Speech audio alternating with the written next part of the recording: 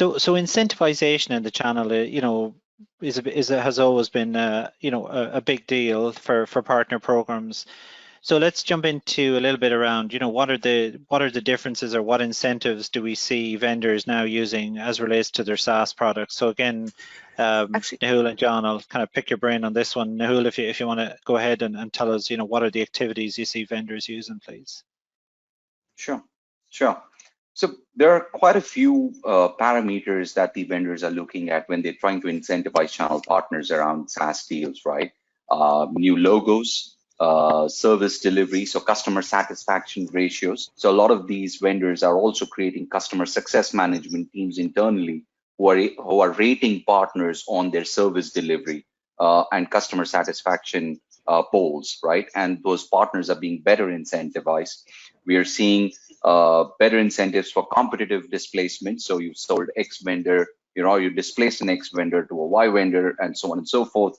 We are seeing if the same vendor is still doing a transitioning from on-prem to SaaS, which means both offerings are still available, we see a phenomenal amount of incentive being provided if the partner goes and sells a SaaS deal rather than an on-prem deal, because they want to do that transition. They need to move away from having these locked-in on-prem deals, because once locked in, those are the ones they'll still have to service and support for a time.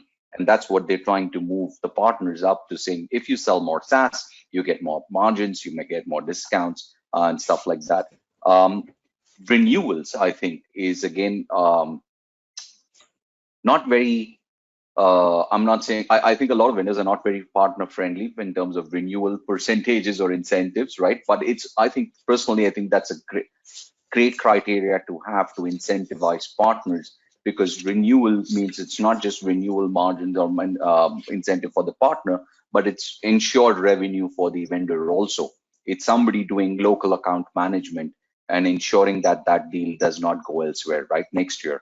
Because SaaS, a lot of customers perceive SaaS from the perspective that it's on SaaS, I don't have an infrastructure cost. I can just change my, the application the day I want to. It's just a matter of data migration at times and, setup. So renewals become critical, and partners should be incentivized for that aspect. So, sorry, and John, anything? Yeah, that's great, Nehul. Yeah, and John, anything to add?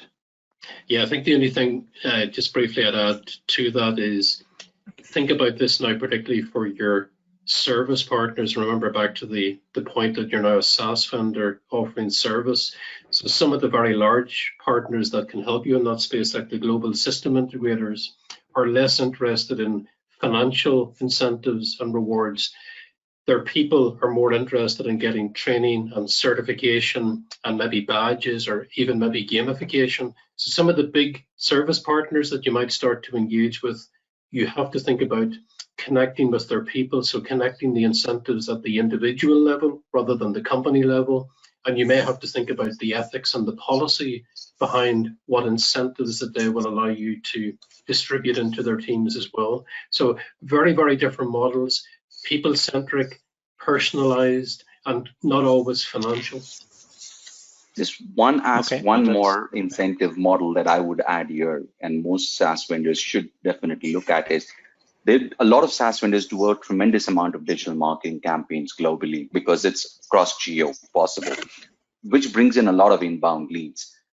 One of the key aspects they could incentivize channel partners with is passing on some of these leads to those partners in those countries so that they are able to grow that business also.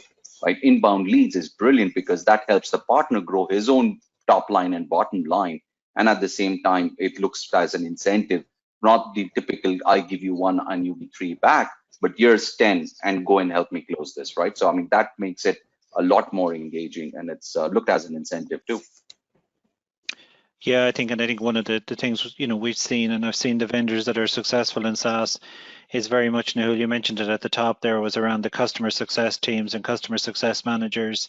People are investing heavily in putting those in place to drive that customer adoption, because it's one thing selling SaaS. It isn't like the old on-premise solutions where they're very integrated, very hard to, let's say, throw out. So if you're not driving customer adoption, then that renewal will come around and vendor and customers will have choices, and obviously partners will have choices and can change. So I do see, vendors paying heavily on customer adoption rates, they call it, and then, measuring those is tricky.